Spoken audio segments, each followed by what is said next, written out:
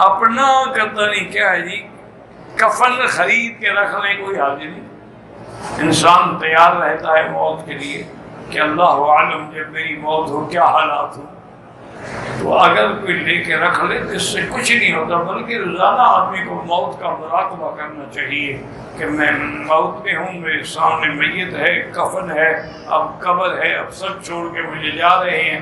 جب یہ مراقبہ کرو گے اور دماغ میں یہ باتیں بیٹھ جائیں گی تو گناہوں سے بچ جاؤ. اسی لیے حضور نے فرمایا نا کہ انی نہیتکم عن زیارت القبور الا فزوروها، میں نے منع کیا تھا کہ اب الحمدللہ اسلام دلوں میں راسخ ہو گیا، اب زیارت کیا کرو.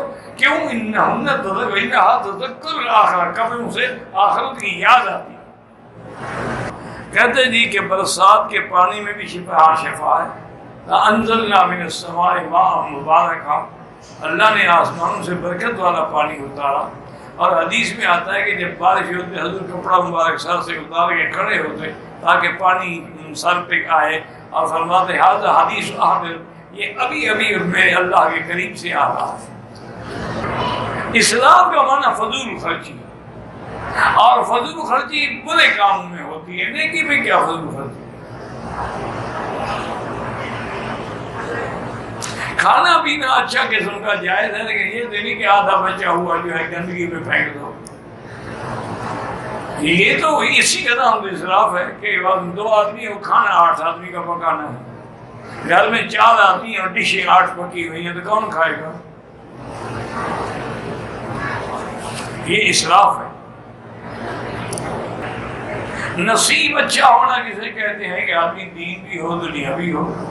بد نصیب وہ ہے نہ دین ہو نہ دنیا ہو.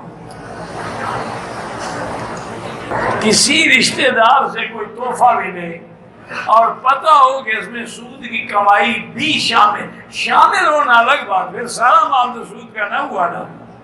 تو ضروری تو نہیں ہے کہ سود اپنے پلڑے میں رکھا ہوا تو تحفہ سود سے دے رہا ہے، لے سکتے ہو.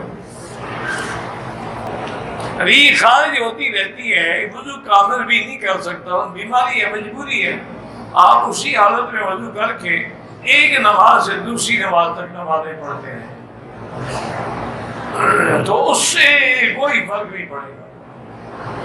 پھر اگلی نماز کا وقت ہے تو وضو دوبارہ کرے، چاہے ہوا نکلتی نہیں. یہ تو ایک آدمی نے ایک بزرگ کو خط لکھا کہ حضرت مجھے ریح کے اخراج کی بڑی بیماری ہے، تو میں تو آدھا گھنٹہ بھی برداشت نہیں کر سکتا، اب میں اعتکاف بیٹھنا چاہتا ہوں تو اس میں کیا کروں؟ انوی بیٹھ جاؤ، ریح نکلتی رہے، آپ کا اعتکاف ہوادار ہو جائے گا. کہتے ہیں کہ دیندار لوگوں کو بھی گاڑی اور بنگلے کی خواہش ہوتی. خواہش کس کو نہیں ہوتی میرے بھائی؟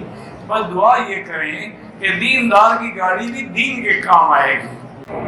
ناجائز کمائی والے کی دعوت قبول کرنی چاہیے، نہیں کرنی چاہیے.